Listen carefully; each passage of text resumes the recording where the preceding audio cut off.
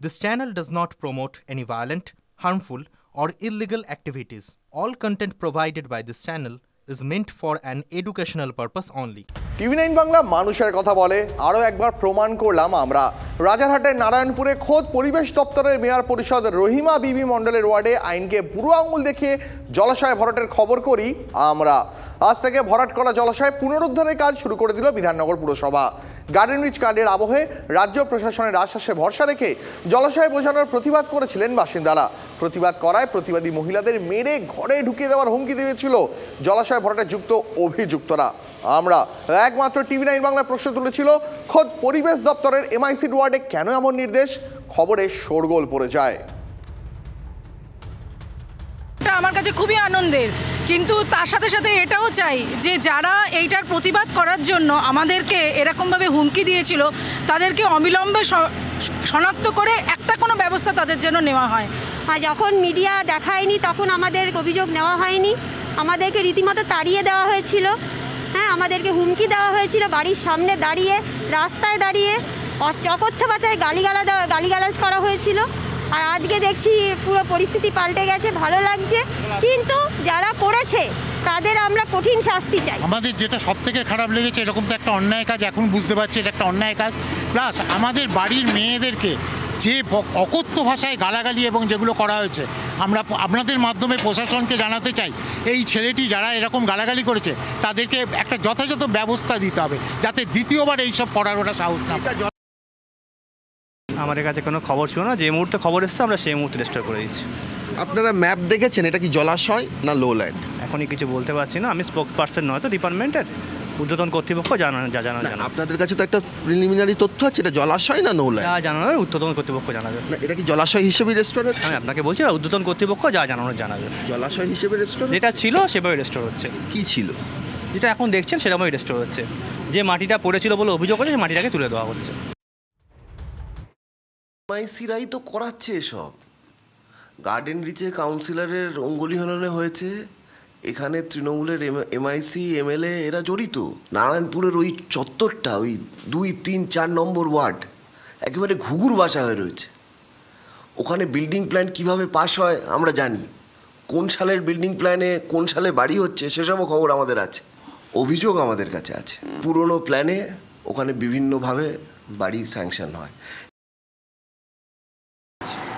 আমি যখন এই ব্যাপারটা শুনেছি পুকুর ভরাট হচ্ছে, শুধু 3 নম্বর নয়, 3 নম্বর 2 নম্বর দুটোতেই হচ্ছে, আমি লোক পাঠিয়ে সেখানে বন্ধ করে পুকুরটাকে পুকুরের মতন করে দিতে বলেছি। কোথায় হুমকি দিয়েছে সেটা আমি মনে করি এগুলো আমার কাছে হুমকিটা মানে আমাকে আরও কাজ করার মানসিকতা শক্তি ওরা দেয়। তার ফলে আমি যখন শুনেছি আমার কাউন্সিলরকে যদি তুমি দাঁড়িয়ে থেকে আর ঋত্বিকাকে বলেছি, যা বাবু তুই আমার মেয়ের মতন দাঁড়িয়ে থাক, ওটাকে খোর, কিছু যদি দরকার আমায় বলবি, আমি গিয়ে দাঁড়াবো। এদের বিরুদ্ধে কি কোনো ব্যবস্থা নেওয়া? কারা কি দিচ্ছে না এদের মতো, এটাই তো বিরুদ্ধে ব্যবস্থা নেওয়া, যে দেখ তোদের শক্তি বেশি না সাধারণ মানুষের শক্তি বেশি। আমি যতটুকু জানি, কাগজপত্র দেখেছি, তাতে কোনো পুকুর রেকর্ড ছিল না। তা সত্ত্বেও জলসময় ভরাট করার জন্য সরকার থেকে ভাবলো আজকে সেই জায়গাটা আগের জায়গায় আনা হচ্ছে। তারপরে তদন্ত করা হবে, ইনকোয়ারি করা হবে, যদি বিষয়টা থাকে তাও ব্যাপারটাকে রাখা হবে। হুমকি যদি কেউ দিয়ে থাকে তাহলে আইন তার law will go its own course, আইন তার নিজের গতিতে যাবে। এটা একটা মাঠ, তার পাশে যে লোকেরা বসে আছেন সেগুলো এক সময় নিচু জমি ছিল, লো জমি ছিল। নিউ টাউন হয়েছেই লো জমির মধ্যে। আজকে গৌতম দেবের ছেলে বাবা তো আমাদের পুরো সর্বনাশ করে গেছে এই সমস্ত অঞ্চলটা।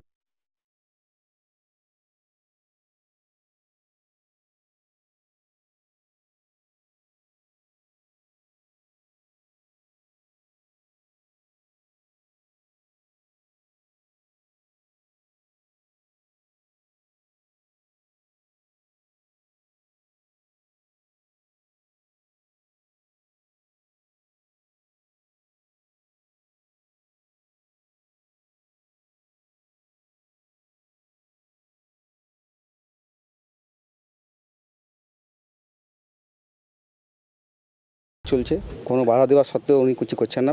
একমাত্র পুলিশ এসেছিলেন, পুলিশ ইনকোয়ারি করে গেছেন, কয়েকদিন বন্ধ ছিল, বর্তমান আবার কাজ করছেন।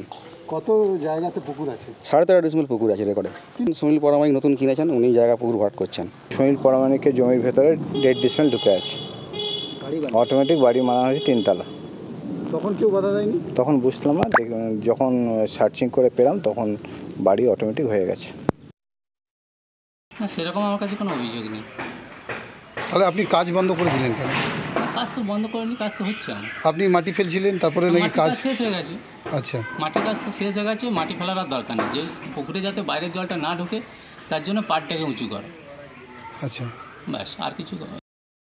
পুকুর ভরাট করা হচ্ছে সম্পূর্ণরূপে চেয়ারম্যান জানেন, স্থানীয় কাউন্সিলর জানেন, প্রত্যেকে জানেন, প্রত্যেকেরই মদত আছে ওই পুকুর ভরাট করার পেছনে। এবং আমি নিশ্চিতভাবে বলতে পারি তৃণমূল নেতাদের মদতেই ওই পুকুর ভরাট চলছে এবং পরবর্তীকালে দেখবেন ওখানে তৃণমূল আশ্রিত কোনো প্রমোটারের মাধ্যমেই ওখানে বহুতল নির্মাণ হচ্ছে। পুকুর ভরাট হচ্ছে এই অভিযোগ তারা জানিয়েছে, আমি সেটা তদন্ত করবার জন্য লোক পাঠাচ্ছি। সে পাঠানোর পরে যদি ভরাট হয়ে থাকে তার ব্যবস্থা নেব আমি।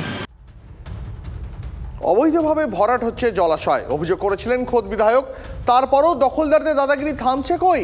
দিন কয়েক বন্ধ থাকার পর ফের ভরাটের কাজ শুরু হয়েছে। বেহালা জেন্সলং সরণি লাগোয়া 123 নম্বর ওয়ার্ডে এমনই কাণ্ড। এলাকায় বিশাল জলাশয় দিনের আলোয় পাঁচিল দিয়ে ঘিরে ভরাট করা হলো। স্থানীয়দের অভিযোগ, বছরখানেক আগে অবধি জলাশয়টি ছিল, বছরখানেকের মধ্যেই ভ্যানিশ। তৃণমূল বিধায়ক বলছেন নিজে অভিযোগ করেন পুরসভায়, কিছুদিন কাজ বন্ধ হয়, তারপর আবার যে কে সেই। প্রশ্ন, পুরসভার নজরদারি কোথায়? বিধায়কের নালিশের পরেও কেন চোখ বুজে? এটা দেখছেন তো পুকুর আমাদের জন্ম থেকে, এটা পুরো ঘিরে দেবো। কে করেছে না করেছে জানিও না। এই যেটা বুঝিয়ে দেওয়া হয়েছে সেটা নিয়ে আমি একদম আমার চোখে পড়ার সঙ্গে সঙ্গে আমি মেয়রের কাছে কমপ্লেন করেছি এবং আমাদের যে ডিজি পিএমইউ তাদের কাছে কমপ্লেন করার পর তারা সঙ্গে সঙ্গে নোটিশ পাঠিয়েছে। নোটিশ পাঠানোর পরে তাদেরকে বলে 1 মাস টাইম দেওয়া হয়েছিল খুঁড়ে দেওয়ার জন্য। তো সেই প্রসেস অবধি আমার জানা। আমি আপনারা যখন বলছেন যে এটাকে কংক্রিট করা হয়েছে বা কি, আমি নিশ্চয়ই নিজে গিয়ে ওটা দেখে নেব। দক্ষিণ শহরতলি বেহালাতেই রয়েছে এমন একটি জায়গা যেখানে একটি প্রকাণ্ড পুকুর ছিল, যা সম্পূর্ণ ভরাট হয়ে গিয়েছে। আমার ঠিক পেছনেই ঘিরে দেওয়া হয়েছে সেই জলাশয় এলাকাটি। মাসখানেক আগে এলাকার বিধায়ক রত্না চট্টোপাধ্যায় নিজে বিষয়টিকে হস্তক্ষেপ করেন এবং কলকাতা পুরসভায় অভিযোগ করেন। তারপরে কিছুদিন কাজ বন্ধ ছিল, কিন্তু আবার কাজ শুরু হয়েছে এবং ভেতরে একাধিক অংশ ভরাট করে দিয়ে সেখানে নির্মাণ কাজ শুরু হয়ে গিয়েছে। কলকাতা পুরসভার নজরদারি যে নেই তা কিন্তু এই ঘটনা থেকেই প্রমাণিত। আমি আমার ক্যামেরা পার্সন গৌরবকে বলবো দেখানোর জন্য, এখানে প্রায় 10 ফুটের ওপরে পাঁচিল তুলে দেওয়া হয়েছে, লোহার গেট লাগানো হয়েছে, আর সেখানেই তৈরি করা হচ্ছে নির্মাণ। জলাশয় ভরাট করে কিভাবে নির্মাণ শহরের বুকে এভাবে তৈরি হয়ে যাচ্ছে তা নিয়ে কিন্তু কলকাতা পুরসভা নিশ্চুপ। তারা বারবার করে বলছে ব্যবস্থা নেওয়া হচ্ছে, তাহলে কি ব্যবস্থা নেওয়া হচ্ছে সেটাই এখন দেখার।